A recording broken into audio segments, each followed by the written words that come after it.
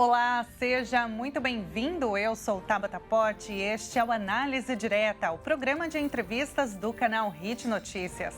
No programa de hoje, nós vamos falar sobre os direitos da pessoa autista, educação, saúde e assistência social. Você sabia que pessoas com transtorno do espectro autista têm inúmeros direitos garantidos por lei, que nem sempre são concedidos ou cobrados? Além do preconceito, outro problema é a falta de conhecimento desses benefícios. Mesmo que não conviva diariamente com uma pessoa autista, você e todos nós precisamos garantir uma sociedade mais inclusiva. Vamos entender melhor o assunto a partir de agora. O Análise Direta está começando.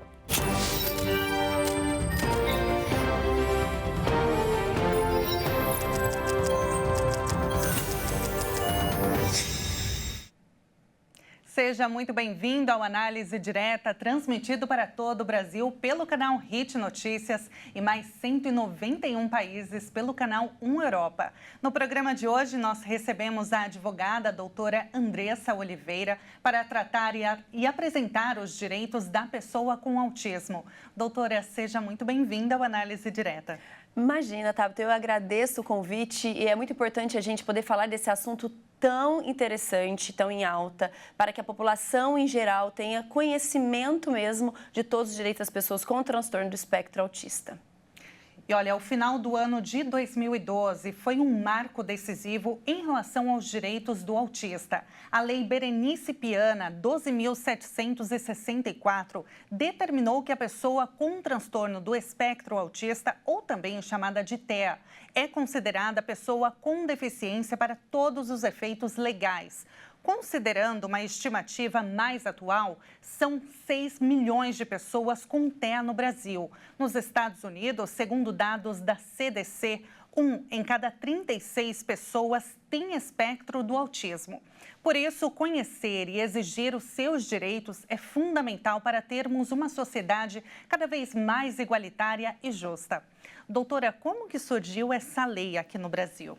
Essa lei, na verdade, Berenice Piana, que veio nomear esta lei, é uma mulher ativista que teve um filho que teve o diagnóstico do transtorno do espectro autista. Portanto, ela, ao lutar pelo direito desse filho, ela se viu na necessidade de ajudar o Poder Legislativo a trazer, então, essa legislação.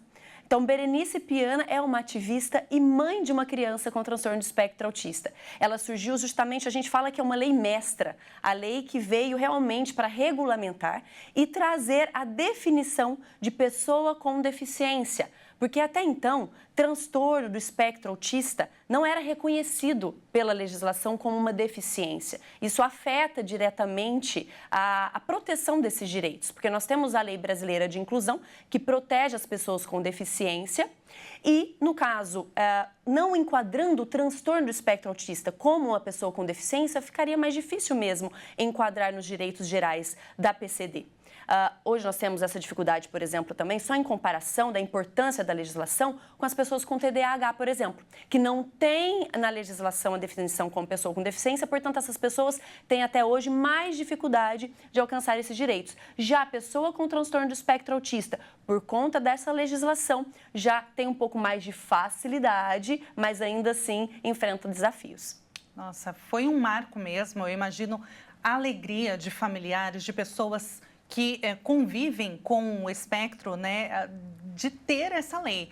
Agora, ela é federal, ela é municipal? O que determina essa lei, doutora? Esta lei é uma lei federal, ou seja, vale para o Brasil inteiro. Ela vem proteger desde a assistência, a previdência, o trabalho, educação. Então, ela veio, na verdade, trazer a proteção geral, além da definição de PCD. É engraçado porque algumas famílias, tá? A partir do momento que veio essa definição de pessoa com deficiência, e a gente fala pessoa com deficiência, não falamos portadores, tá? Esse termo já é antiquado, então hoje nós utilizamos pessoa com deficiência, também não se utiliza aquele termo de pessoas especiais, tá? Então, as famílias, naquele primeiro momento, a gente sentiu até um receio, porque falou, nossa, então meu filho é uma pessoa com deficiência, mas sim, na verdade, a legislação, ao trazer isso, traz benefícios e não prejuízos. Então, algumas famílias que já tinham mais conhecimento jurídico entenderam o porquê dessa definição e outras estão aprendendo agora, né?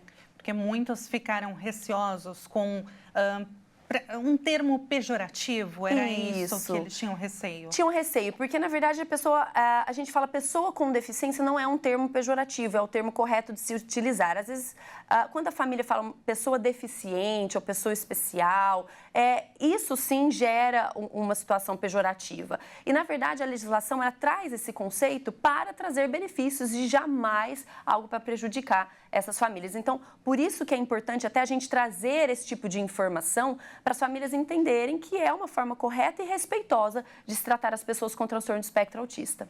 Agora, a partir dessa lei, foi possível também desenvolver políticas públicas, né? Com certeza. Então, essa lei, na verdade, veio até para ajudar na elaboração dessas políticas públicas, principalmente quando a gente fala em direito da educação, né, da necessidade dessas pessoas a um professor de apoio, um profissional que a gente fala especializado para acompanhar. Então, ela veio justamente para trazer alguns direcionamentos dentre todos os direitos que nós temos, tá? Mas, claro, cada direito precisa da sua regulamentação. Então, essa lei é uma lei geral, por isso que eu falo que é a lei mestra, justamente para trazer ali de uma forma ampla quais são os direitos, mas cada direito precisa de uma regulamentação própria. Agora, tem a carteirinha, né, de identificação. É importante usá-la, por quê? Tem a carteirinha que chama CIPTEA, que é uma carteirinha própria de identificação das pessoas com transtorno de espectro autista. Esta carteirinha, ela possibilita a identificação para garantir, por exemplo, um atendimento prioritário, para ter prioridade, na questão da própria identificação também. Mas sabe o que é interessante? Alguns órgãos ainda não aceitam essa carteirinha como um documento oficial com foto. Por exemplo, o INSS, nas perícias médicas e sociais, os benefícios, na análise dos benefícios que são concedidos pelo INSS para as pessoas com transtorno de espectro autista, ainda se exige o RG. E é possível, então, identificar não só através da CIPTEA, mas no próprio RG da pessoa. A pessoa com transtorno de espectro autista hoje pode ter a identificação, aquele símbolo do autismo, já no RG, também como uma forma de identificação. Isso é muito importante porque alguns órgãos só aceitam o RG como identificação e não a CIPTEA. Inclusive, tivemos uma modificação na legislação no dia 17 de julho de 2024, que foi o CISTEA. Na verdade, o governo, ele trouxe esse CISTEA como um sistema de identificação de quantas pessoas autistas tem no Brasil.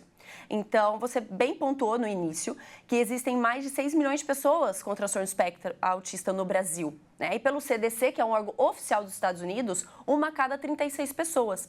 Ocorre que, no Brasil, órgão oficial, nós não temos ainda. Os 6 milhões de pessoas é uma estimativa. Então, agora, com o CISTEA, que é um sistema de identificação oficial das pessoas com transtorno de espectro autista, vai ser possível o cadastramento dessas pessoas para termos, então, um órgão oficial para identificação da quantidade de pessoas com transtorno de espectro autista e o próprio CISTEA vai trazer a possibilidade que todos tenham o CIPTEA. Então, uma ligação entre CISTEA e o CIPTEA, para que o Brasil tenha oficialmente um órgão que traga, então, o número exato dessa quantidade de pessoas com diagnóstico. Isso vai facilitar a implantação de políticas públicas a partir do momento que se tem realmente um direcionamento da quantidade de pessoas com diagnóstico. Isso vai ser desenvolvido ainda? Na verdade, o decreto já existe, tá? A legislação CISTEA já existe, mas ainda precisa de regulamentações para colocar em prática. Agora, falando desta carteirinha, os pais, os responsáveis da pessoa com autismo, como que eles fazem para conseguir? E no caso, são 3 tipos de espectro, né? Isso. 1, 2 e 3. A partir do 1, você já pode utilizar? Pode. A legislação, ela não traz diferenciação no critério do nível de suporte que a gente fala. Então, tem o nível de suporte 1, que é aquele que precisa de um suporte, na verdade, um pequeno suporte. Não seria um pequeno, né? Então, muitos falam, nossa, eu sou o nível de suporte 1, mas eu tenho as minhas dificuldades, eu tenho os meus impedimentos, e não são poucos impedimentos. Tudo bem, mas a identificação é justamente pela necessidade desse suporte de uma terceira pessoa, ou de uma ajuda, ou de uma adaptação em ambiente de trabalho, por exemplo. Então, temos o nível de suporte 1, o nível de suporte 2, que a gente fala que é o moderado, e temos o nível de suporte 3. O nível de suporte 3, ali a gente fala que é o mais grave, realmente, aquele que necessita de mais suporte. Eu dou exemplo, por exemplo, que existem muitas crianças com nível de suporte 3 não verbal, por exemplo, tá? Então, necessitam de um suporte o tempo todo ali para a questão da comunicação, ou até mesmo para o dia a dia, na interação social. E essas pessoas, independentemente do nível de suporte, todas elas podem ter a carteirinha CEPTEA e todas elas também têm direitos resguardados pela legislação. É claro que, quando a gente fala em nível de suporte 3, esses direitos são mais facilitados, mas isso a gente fala em outro momento. A questão da CEPTEA mesmo, ela pode ser, então, gerada para todos os níveis de suporte. Inclusive, o CIS-TEA, a partir do sistema também, poderão ser identificadas todas essas pessoas. A própria legislação, ela não traz diferenciação. Porque isso eu falo que seria até uma discriminação dentro da própria condição. Então, se existe a condição de transtorno do espectro autista, independentemente, não existe ser mais ou menos, a pessoa tem a condição. Então, por mais que ela necessite, às vezes, menos suporte, ela tem sim as suas necessidades. Então, a partir desse momento, tanto no RG quanto no CEPTEA. E onde, então, encontrar esse CEPTEA? No site do governo. Então, governo federal, você coloca lá, no próprio site do governo federal, GovBR, você tem como expedir essa carteirinha. Agora, até mesmo pelo meio digital. Perfeito. Agora, a lei, ela garante inúmeros acessos da pessoa autista. Um deles é a educação. Isso. Quais são os direitos do autista na área de educação? Isso. Na área da educação, é muito importante entender que essas pessoas precisam, muitas vezes, do suporte, conforme nós falamos aqui.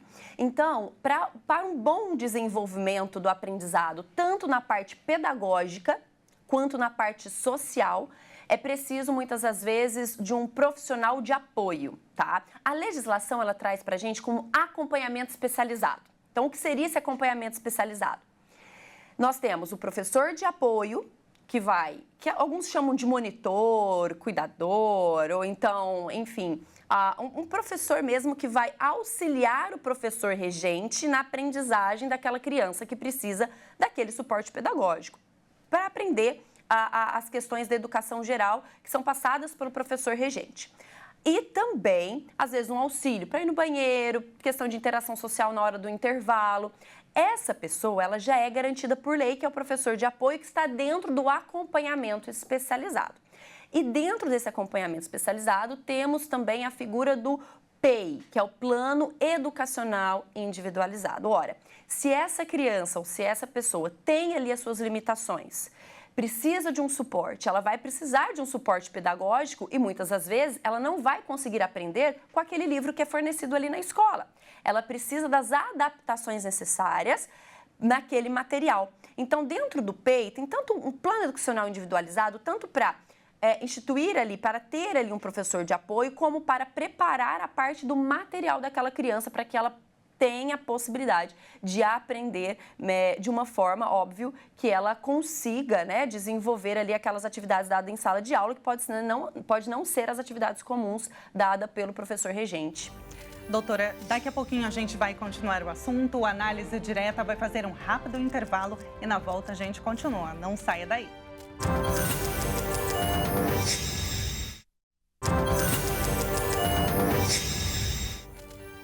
O Análise Direta está de volta e hoje nós estamos falando sobre um assunto muito importante. Quais são os direitos da pessoa autista? E a nossa convidada de hoje é a doutora Andressa Oliveira, que é advogada, especialista no assunto. Doutora, antes do intervalo, nós estávamos falando sobre o Plano Educacional Individualizado, né? É o plano de educação. Quais são os direitos, então, da pessoa autista? Vamos, então, continuar, porque nós queremos saber o que é garantido por lei para os autistas e também na educação profissionalizante, se na lei há uma garantia também para essas pessoas no caso de profissionalizante. Exato. É bom pontuar o que a lei traz para nós e também as dificuldades. A lei, então, traz o acompanhamento especializado, a possibilidade de um professor auxiliar e o PEI. O PEI, Plano Educacional Individualizado. Isso é colocado em prática de forma que as pessoas não têm que buscar, por exemplo, através da justiça, o amparo desses direitos? Infelizmente, a gente sabe que na prática a situação é muito diferente.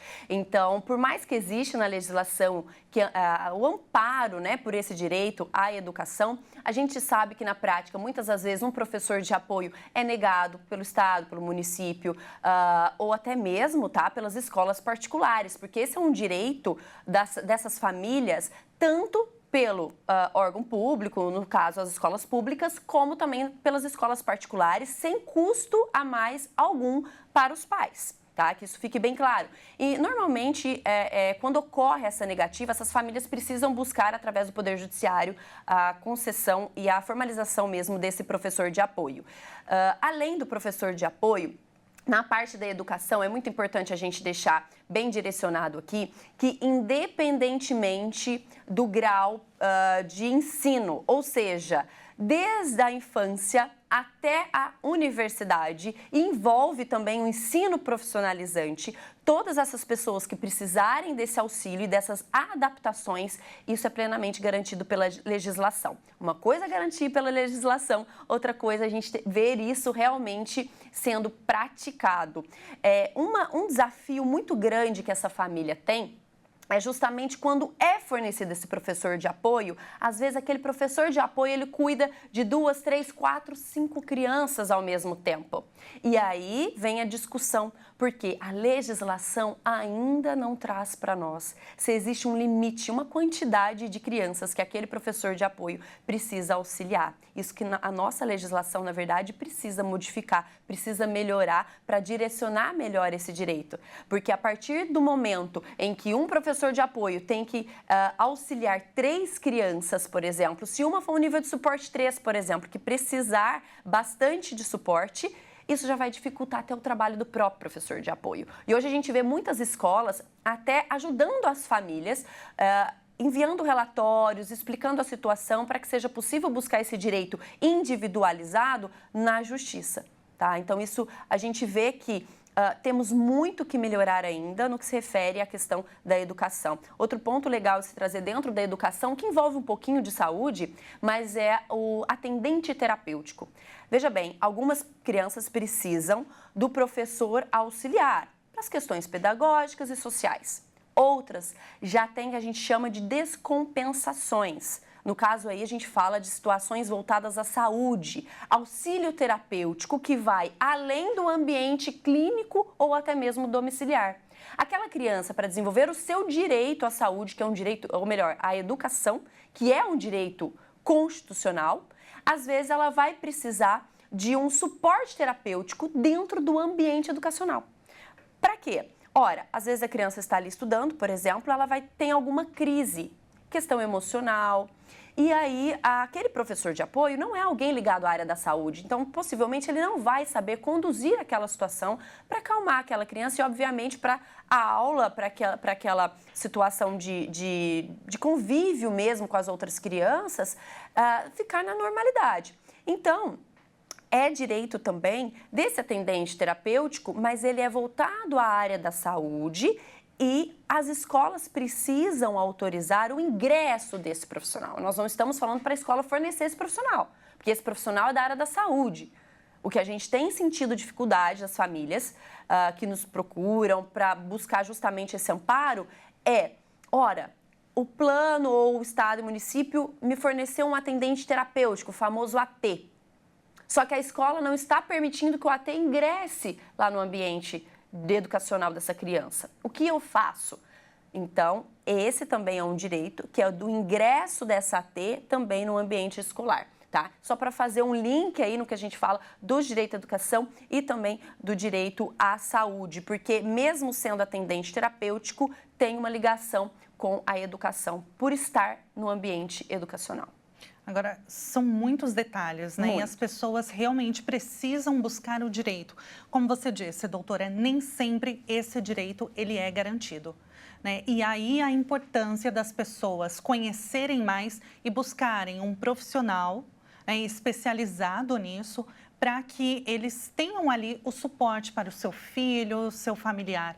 Porque realmente a gente vê inúmeros casos de famílias que não são atendidas. E educação é prioridade e todo mundo deve ter acesso, né? Exatamente. A gente vê essa dificuldade porque na legislação tudo é muito lindo, tá tudo muito certinho, mas na hora de colocar em prática mesmo, a dificuldade vai existir. Então, profissionais especializados, com certeza, vão ter um entendimento jurídico próprio para que consiga, então, resguardar esse direito no judiciário, né, se for preciso, infelizmente. A gente realmente preferia que tudo acontecesse de uma forma mais tranquila, que as famílias não precisassem do Poder Judiciário. A gente sabe que a justiça no Brasil, ela é lenta, então as coisas realmente não andam como a gente gostaria. Então, portanto, procurar um profissional que realmente entende dessas peculiaridades que envolvem os direitos autistas é muito importante. No ensino profissionalizante, essa lei, ela também garante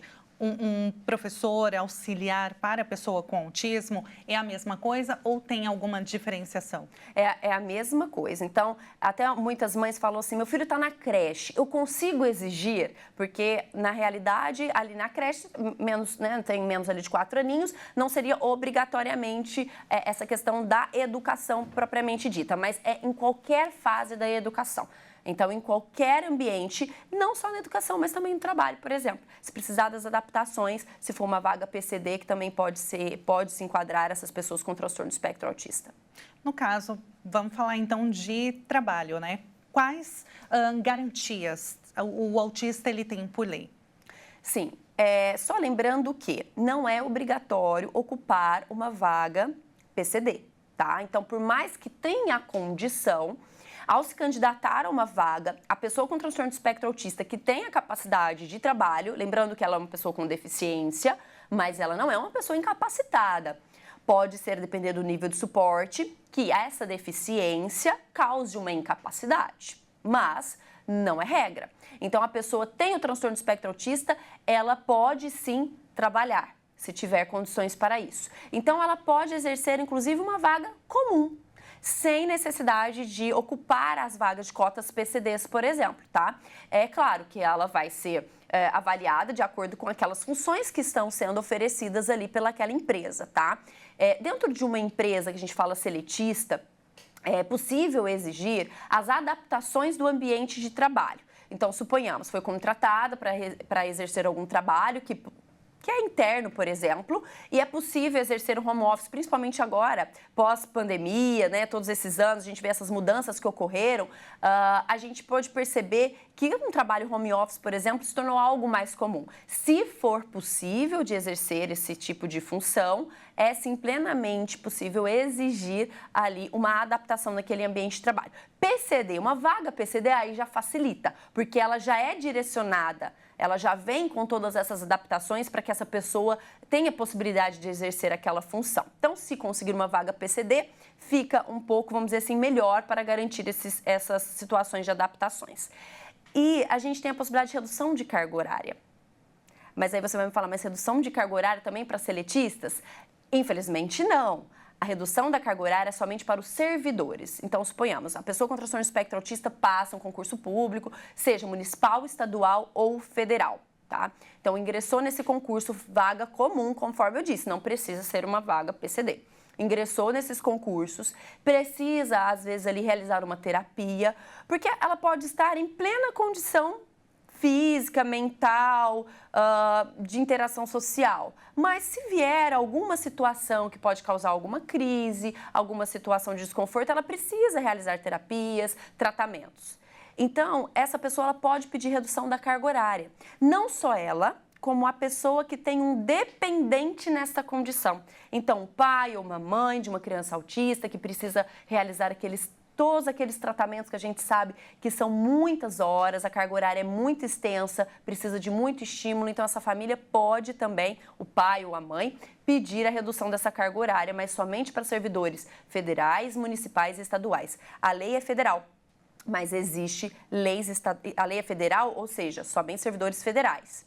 Mas existem leis municipais e estaduais que amparam esses outros servidores. Não tendo, utiliza por analogia a lei federal que garante essa redução da carga horária. Infelizmente, redução para carga horária, para quem é seletista, empresa privada, aí esse tipo de direito não tem. Não tem. Agora, e na saúde, doutora, quais são os direitos da pessoa com autismo? No caso, a pessoa que foi diagnosticada e também quem tem um dependente. Tem algum direito? Na saúde, nós temos então a pessoa que tem um transtorno do espectro autista, ela tem direito a todos os tratamentos necessários para a sua evolução, ou seja, independentemente da carga horária. Isso a ANS, inclusive, já estabeleceu de forma administrativa. Então, se um médico relata que aquela criança precisa de 20, 30, 35, 40 horas semanais, por exemplo, de terapia ou de um suporte terapêutico, isso deve ser concedido pelo plano de saúde e também pelo estado e município, só fazendo essa observação. O que vai ser necessário? O relatório médico que assim estabeleça essa necessidade. Então, esse relatório médico ele vai estabelecer quais são as terapias, a carga horária dessas terapias, as especialidades, colocar de forma expressa a necessidade e a urgência desse tratamento, porque este relatório vai ser fundamental para a apresentação para o plano de saúde, para que esse plano de saúde cumpra aquilo que está ali estabelecido.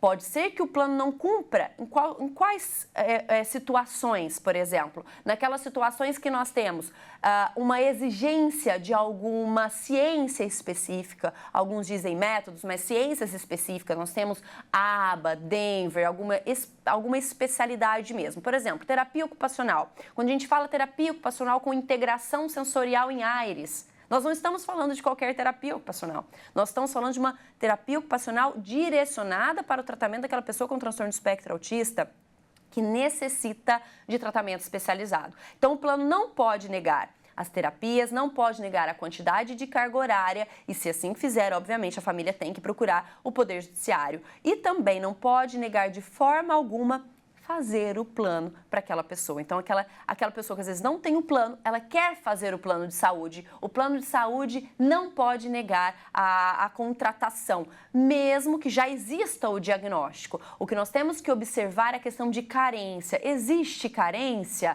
para os planos nessa situação? Olha, não existe aquela carência de doença pré-existente. Nós estamos falando de doença, nós estamos falando de uma condição que já nasce com a pessoa. Seria injusto aquela pessoa que já nasceu com essa condição ter que enfrentar 2 anos de carência, por exemplo, para ter acesso à saúde. Não, o que o plano pode exigir são aqueles 6 meses que qualquer pessoa, independentemente da condição, quando faz um novo plano, precisa esperar aqueles 6 meses para as consultas e tudo mais. Então, isso o plano pode exigir. Se exigir, então, os 2 anos, isso também não pode, tanto pela ANS quanto as legislações federais que nós temos, isso já está muito bem regulamentado.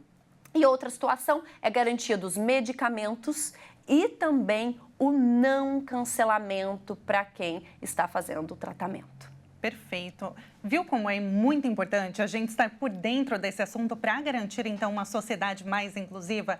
Doutora, depois do intervalo, eu quero saber se a pessoa com autismo ou quem tem dependente tem direito à isenção de impostos. Mas a gente vai fazer um rápido intervalo, toma uma aguinha e volta aqui para acompanhar mais do Análise Direta. Não saia daí.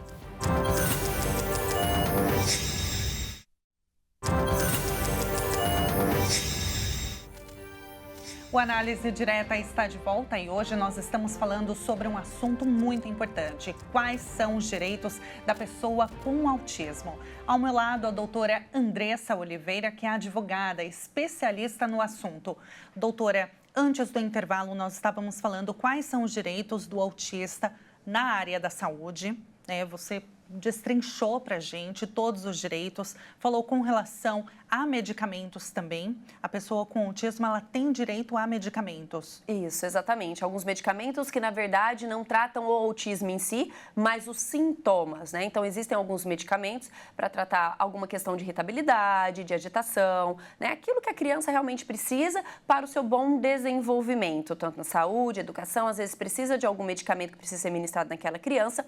E, claro, a família não tendo condições ou o plano não oferecendo, também o Estado e o município pode fornecer essas medicações. De forma gratuita. De forma gratuita. Perfeito.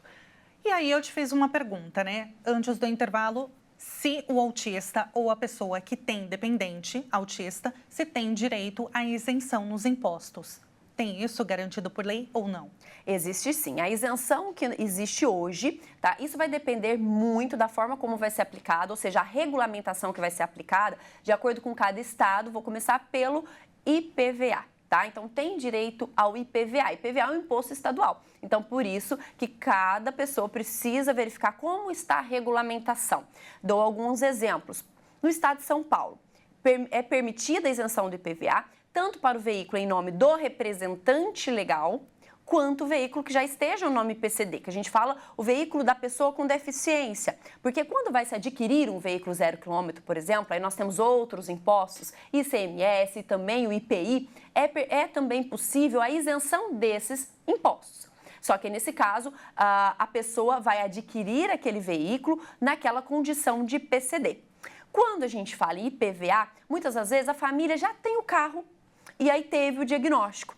Ela pode, então, solicitar daquele veículo a isenção do IPVA. Em alguns casos, permite-se que o veículo esteja em nome do representante legal. Outros estados vão exigir que o carro esteja no nome da pessoa com deficiência, portanto, precisa fazer primeiramente aquela questão de transferência do veículo. E algumas questões, por exemplo, se a gente fala em imposto de renda. Imposto de renda, na verdade, não tem a isenção propriamente dita, mas a família, os pais, enfim, que tem um dependente nessa condição, que gastam ali com as terapias e tudo mais, isso pode ser colocado, então, na declaração para se ter um desconto. Perfeito. Agora, com relação à prestação continuada, algum tipo de auxílio, isso. A pessoa tem esse direito? Tem, nós falamos então do benefício assistencial, tá? Que é o benefício assistencial de benefício de prestação continuada. Justamente é um benefício de um salário mínimo para as famílias de baixa renda, tá? Então tem esse detalhe importante. Essas famílias, elas precisam estar cadastradas no CRAS, no CadÚnico, Cadastro Único do Governo Federal.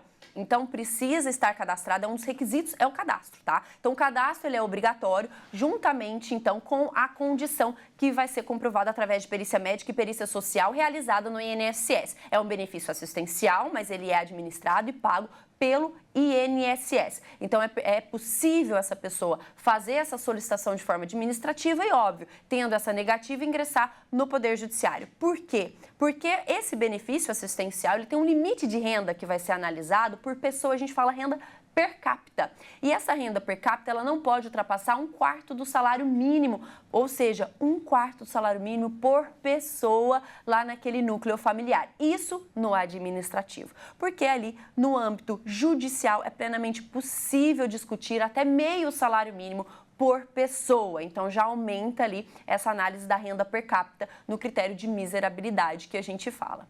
Agora, com relação a transportes, há alguns direitos também que as pessoas precisam estar atentas, que há uma garantia. Quais são, doutora? Eu estou falando aqui tanto de transporte público, diário, ônibus ou metrô, trem, mas também com relação a viagens, Sim. Viajar de avião. Quais são os direitos garantidos? Isso. Em relação, então, aos transportes, né?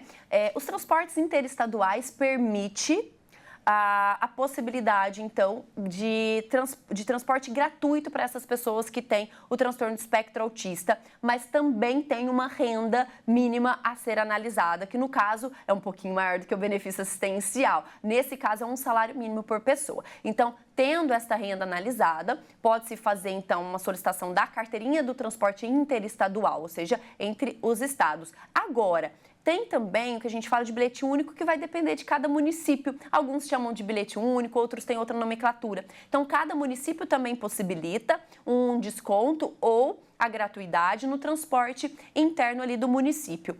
E falando em avião, independentemente se é para turismo, né, para passeio, para trabalho ou para um tratamento, em relação às viagens de avião, tem que tomar só um pequeno cuidado. Não é a pessoa com transtorno do espectro autista que vai ter esse desconto, mas o seu acompanhante. Mas por que isso? Bom, porque a pessoa vai pagar a passagem, mas ela não pode ir sozinha, porque ela vai depender de alguém. Então, se ela puder sozinha, tudo bem. Ela paga a passagem dela, como todos os outros, e viaja. Mas se ela, então, precisar de um acompanhante, tá? Essa prova é simplesmente pela condição mesmo, pelo diagnóstico. Então, não precisa de um relatório que comprove que ela precisa de um acompanhante. Não. Ela, tendo transtorno do espectro autista, pode levar alguém com ela com um desconto que pode chegar a 80% do valor da passagem. Isso vai depender de cada companhia aérea. Nós temos Medif e Fremec, que são 2 formulários que devem ser preenchidos nos sites das companhias aéreas. O Medif, ele vale apenas para um mês, o Fremec para um ano, então tem que tomar cuidado aí, porque se precisar de uma viagem um pouco mais urgente ou já quiser deixar isso pronto para os próximos 12 meses, tem o formulário próprio para ser preenchido, claro, assinado por um médico que vai atestar essa condição. Que bacana. Esses direitos, eles também estão garantidos com relação à viagem marítima? Marítima, não temos uma legislação específica para viagens marítimas, cruzeiros e etc, tá? Hoje a legislação, ela fala dos transportes terrestres, interestadual, municipal, de acordo com a lei municipal, e também as companhias aéreas. Isso independente do tipo de viagem. Pode ser uma viagem a lazer ou, por exemplo, para fazer algum tratamento. Exato. Não precisa especificar o porquê. Pode ser viagem a passeio, férias com a família, não tem nenhuma condição específica para conseguir esse desconto desse acompanhante, por exemplo, se for de avião. Agora, com relação às contas, doutora, conta de luz, conta de água, o autista, ele tem algum tipo de desconto ou isenção? Tá. Boa pergunta, porque não é o autista que tem necessariamente, tá? Esse desconto é fornecido para as famílias cadastradas no cadastro único. Então, aquelas famílias de baixa renda que têm o seu núcleo, por exemplo, uma pessoa com deficiência ou até mesmo idosos, ou a família tem essa condição de necessidade mesmo financeira, é possível sim ter esse desconto na conta de energia, por exemplo, tá? Mas isso quem vai oferecer e analisar é o Cadastro Único do Governo Federal. Agora, com relação a lazer, também tem benefícios. Exatamente, tem benefícios tanto para teatro, cinema, jogos, benefício justamente que é o desconto, né, no ingresso desse lazer, seja então um jogo ou um cinema, e o acompanhante também. No caso, para você requerer ali um desconto num cinema, você tem que preencher com o número da carteirinha, como que funciona? Isso, precisa ter a identificação, né? Então, por isso que é interessante aquilo que nós já falamos no início, a questão da CIP-TEA ou do RG, e agora com o SIS-TEA, certamente isso vai facilitar para essa identificação. Agora, doutora, discriminar uma pessoa com espectro autista é crime? É crime, é crime. A discriminação, seja ela em qualquer situação, seja um plano, até a empresa pode ser responsabilizada por isso. Então, nós falamos de planos de saúde, as escolas, tá, que recusam uma matrícula, isso é também uma discriminação, ou a própria pessoa física ali em alguma situação social que discrimina essa pessoa. Então, pode responder, sim, criminalmente por essa situação, caso venha a comprovar, não precisa comprovar efetivamente, mas o início dessa prova, testemunhas da situação em que a pessoa foi colocada, né? Assim que você vivenciou algo ali, você chama a polícia na hora, um advogado, como proceder nesse momento? Isso, pode conversar, se tiver alguém em volta, eu sempre falo, converse com as pessoas em volta, porque você vai precisar de testemunhas do ocorrido, caso não tenha como ficar cadastrado isso ou enfim, registrado isso de alguma forma. E também chame a polícia, faça um boletim de ocorrência naquele momento, para que depois, né, o Ministério Público, porque por envolver criança, vai envolver o Ministério Público Federal, ele possa intervir também juntamente com a família para garantir essa questão e a criminalização dessa situação. Importante até salientar que nas escolas, por exemplo, muitas vezes até é fácil comprovar uma situação de discriminação. Como? Documentalmente, uma conversa de WhatsApp, e-mails, quando a família procura uma vaga numa escola e até então a vaga existe. Aí, de repente, a família visita ou vai concretizar a matrícula, a escola vê ou então identifica que aquela criança é uma criança com transtorno do espectro autista, que vai precisar do professor de apoio, que vai precisar de algumas situações específicas que aquela escola terá que fornecer, de repente a vaga desaparece. Então, se essa família tiver conversas de WhatsApp, e-mails, venha visitar a escola, sim, temos a vaga, e de repente essa vaga no ato da matrícula desaparece, isso já é também uma prova de discriminação. Muito sério, né? Muito sério. Por isso que as pessoas precisam conhecer os direitos. Exatamente. É extremamente importante, né, doutora? Exatamente. Eu falo que a importância, na verdade, de conhecer estes direitos não é somente para você, por exemplo, que lida com esses direitos. Como eu, que sou advogada, eu treino outros advogados, eu tenho um curso específico de direito das pessoas com transtorno do espectro autista, que é o Expert, já mais de 1.500 advogados especializando na área, só para ter uma noção de como as pessoas precisam desse suporte especializado e quantas pessoas precisam, né? E isso é muito importante para a população em geral saber, justamente para não cometer nenhum tipo de crime, nenhuma situação de discriminação e também para auxiliar as demais famílias. Porque, por exemplo, no ambiente escolar, né, a gente vê aí que teve um número de 70 mil em 2010, 2014, se eu não me engano, para mais de 235 mil matrículas de pessoas com transtorno do espectro autista. Então, não necessariamente você tem alguém no seu núcleo, como eu, tenho uma sobrinha na condição. Não, às vezes você não tem alguém ali na sua família nessa condição, mas o seu filho, né? Você vai conviver no seu condomínio, no prédio em que você mora, seu filho vai estudar com uma criança nessa situação e com certeza as pessoas precisam entender dessa inclusão para saber orientar e com certeza respeitar essas pessoas. Doutora, foi um prazer. Eu queria saber, então, quem quiser adquirir o seu livro, conhecer o seu trabalho, te contratar para alguma situação, como que faz? Bom, vou falar então primeiramente do meu livro, Como Garantir o BPC para as Pessoas com Transtorno de Espectro Autista. O meu livro está disponível na editora, pelo site da editora Juruá e pela Amazon também. É um livro destinado aos profissionais da área do direito, mas também às assistentes sociais que lidam com esses benefícios e para as famílias em geral que queiram entender um pouco mais sobre esse benefício assistencial. E para me encontrar no Instagram, lá também dou várias dicas a respeito dos direitos das pessoas com transtorno do espectro autista, é Andressa Oliveira ADV. Por lá, consegue também, através do direct, os meus outros contatos. Muito obrigada. Muito obrigada, a gente que agradece, foi um prazer. Prazer foi todo meu, Tabata. E se você quiser rever este programa, enviar para algum familiar, algum amigo que tem alguém autista na família, é muito importante, gente. Conheça os seus direitos. Acesse o nosso canal no YouTube, o Jornalismo Hit TV. O Análise Direta fica por aqui. Muito obrigada pela sua companhia e até a próxima.